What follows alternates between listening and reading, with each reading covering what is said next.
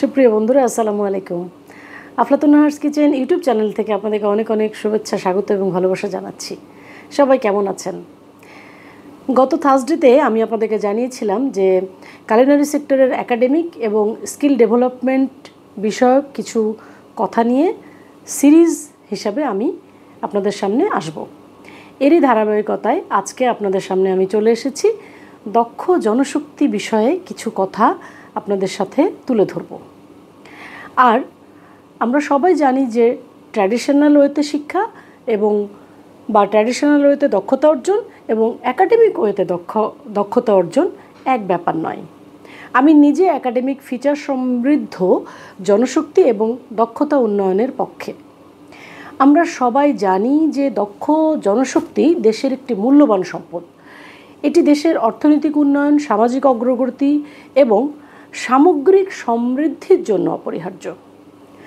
দক্ষ জনশক্তি দেশের উন্নয়নের অন্যতম চালিকা শক্তি হিসেবে কাজ করে এবং বিভিন্ন ক্ষেত্রে ইতিবাচক প্রভাব ফেলে।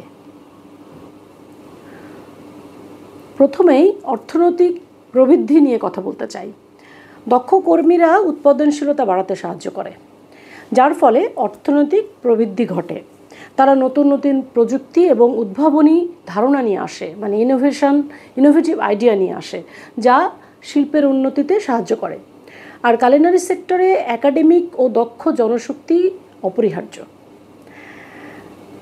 মাস্ট নো বা আন্ডারপিনিং নলেজ অবশ্যই থাকতে হবে যারা কালিনারি সেক্টরে কাজ করে। দেশি ও ওয়েস্টার্ন খাবারের যে authentic test, colour, flavour, nutrition value, proportion, time, temperature, hygiene, food safety, consistency সব কিছু সেটি কেবল একজন দক্ষ এবং শিক্ষিত শেফের পক্ষেই বজায় রাখা সম্ভব। এরপরে আসি উন্নত জীবনযাত্রার মান। দক্ষ জনশক্তি অধিক আয়ের সুযোগ সৃষ্টি করে, যা জীবনযাত্রার মানকে উন্নত করতে সাহায্য করে। তারা বিভিন্ন সেবা এবং পণ্যের মান উন্নয়নে সহায়তা করে। বাংলাদেশের যে সকল রন্ধনশিল্পী বা শেফ দক্ষ এবং শিক্ষিত, তারা দেশে এবং বিদেশে দুটো জায়গায় হ্যান্ডসাম অ্যামাউন্ট বা হ্যান্ডসাম ইনকাম তারা করছেন এবং তাদের একটা মডারেট লাইফস্টাইল মেনটেন করতে পারছেন। এরপরে আসি চাকরির সুযোগ সৃষ্টি বিষয়ে কথা বলতে। দক্ষ জনশক্তি নতুন নতুন ব্যবসা, উদ্ভাবনী ধারণা এবং শিল্প স্থাপন করতে উৎসাহিত করে, যা চাকরির সুযোগ সৃষ্টি করে। trained manpower drives innovation, productivity, overall success in any organization or economy.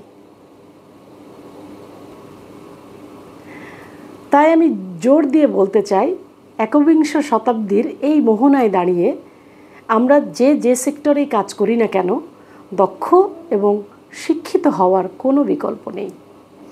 R culinary সেক্টরে এক্সপ্লোর করার বিশ্বজোড়া সুযোগ আছে। আমরা সেই সুযোগকে অবশ্যই কাজে লাগাবো। এই বিষয় সহ আরও নানা বিষয় আপনাদের সামনে আমি আসব প্রতি থার্সডে টিপসে বা শেফস টিপস নিয়ে।